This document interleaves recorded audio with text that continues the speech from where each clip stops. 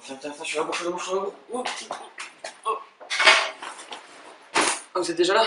Bonjour à tous, bienvenue sur notre nouvelle chaîne Contraception qui va parler de sexualité et de contraception. Et aujourd'hui, bien évidemment, le premier thème que nous allons traiter est le préservatif.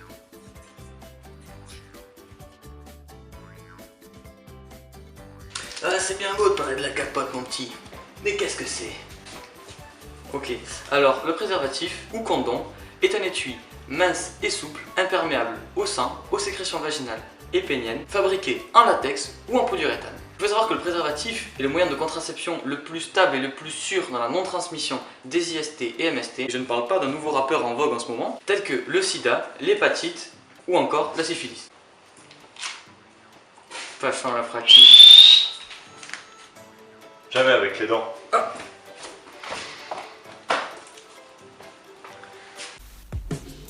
Pour commencer, vérifiez l'intégrité de l'emballage. Vérifiez la date de péremption.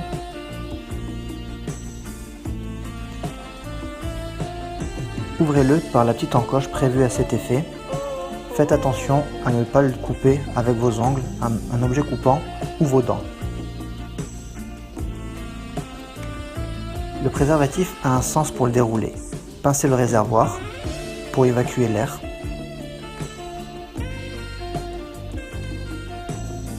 Et déroulez-le délicatement sur un pénis en érection avant toute pénétration anale, buccale ou vaginale.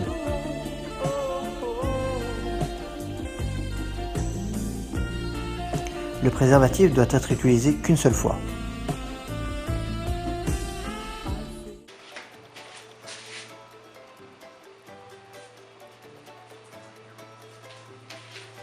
Alors évidemment, avant de dérouler le dit préservatif, vérifiez tout de même de ne pas être allergique au latex pour éviter les...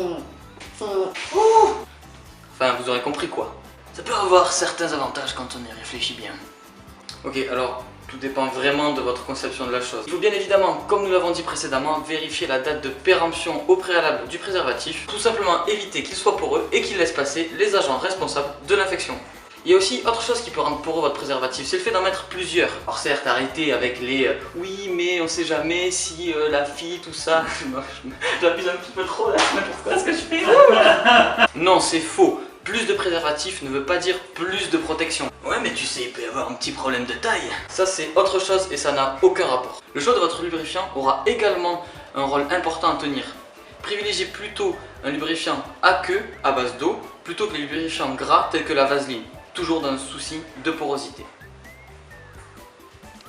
Et la partie un petit peu moins glamour de tout ça vient bien évidemment après l'éjaculation. Tu commences à m'intéresser, petit gars. Je vois vraiment pas comment ça peut t'intéresser. Oui, car en effet, après l'éjaculation, il est fortement recommandé de se retirer relativement rapidement afin d'éviter tout écoulement inopiné. Car si vous ne trouvez pas votre sperme dans le préservatif, vous allez peut-être être papa. Ok, très bien mon petit. Mais dis-moi, où est-ce que je peux acheter mes capotes?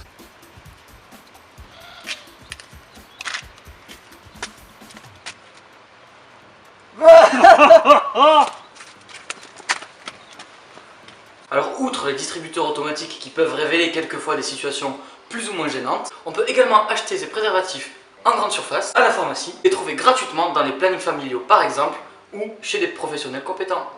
À des prix toujours raisonnables, puisque la moyenne d'un préservatif est d'environ 50 centimes d'euros, prix moyen qui varie en fonction de la marque du préservatif et de la quantité que vous souhaitez acheter. Oui, c'est bien beau tout ça, mais moi, je n'aime pas trop le préservatif. N'existerait pas une autre alternative pour ça? C'est aussi peut-être une question de taille, car en effet, s'il n'existe aucune taille réduite, il existe les tailles larges, extra larges, en fonction de la marque qui vend le produit. Il existe aussi également le préservatif féminin, et je vous avoue que je suis pas très au point sur le sujet.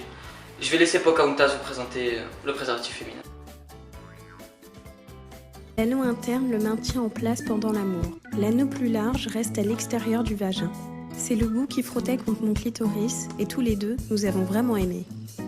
Vérifie d'abord la date d'expiration inscrite sur le côté du paquet. Avant d'ouvrir, frotte le paquet avec tes mains pour répartir le lubrifiant à l'intérieur. Comme ça, la chaleur se diffuse sur tout le préservatif pendant l'amour. Tu vois la flèche ? Ouvre en déchirant vers le bas. Ton partenaire ou toi, tenez l'anneau interne entre deux doigts et serrez-le bien au milieu pour pouvoir le faire rentrer. Sépare d'abord les grandes lèvres de ton vagin.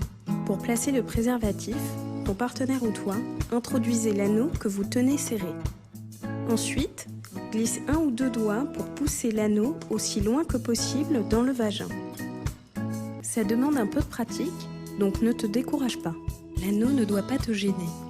Si c'est le cas, essaye de le bouger un peu. Ou retire-le et essaye de le remettre. Pour le retirer, tiens l'anneau externe et tourne-le pour maintenir le sperme à l'intérieur. Il vaut mieux le faire avant de se relever. Tire doucement sur l'anneau externe pour retirer le préservatif.